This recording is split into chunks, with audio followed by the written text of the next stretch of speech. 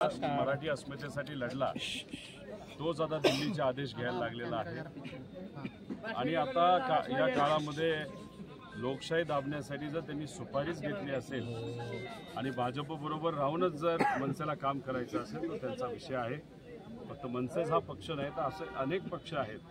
कुठेतरी दिल्लीवरनं आदेश आला, मताचं विभाजन व्हावं आणि महायुतीला कुठेतरी फायदा व्हावा या पद्धतीचं काम आणि काही वक्तव्य त्यांच्याकडनं होत आहेत ही दुर्दैवी गोष्ट आहे। आणि काही सामाजिक कार्यकर्ते एखाद्या सभेमध्ये आणि खास करून लोकशाही टिकवणारी जी पार्टी आहे म्हणजे राष्ट्रवादी शरदचंद्र पवार याच्यामध्ये जर काही मुद्दे मांडले असतील, आता त्यांना ठीक आहे सत्तेत कोण आणि विरोधात कोण त्या कार्यकर्त्यांना माहीत नसेल, शेवटी आम्ही लोकशाही मांडणारे माणसं आहोत। इथं त्यांनी मुद्दा मांडला पण पवारसाहेबांनी शेतकऱ्यांचा, कष्टकऱ्यांचा, युवाचा मुद्दा हा पुढे नेत लोकांपर्यंत सामान्य लोकांचा आवाज पवारसाहेब घेऊन गेलेले आहेत।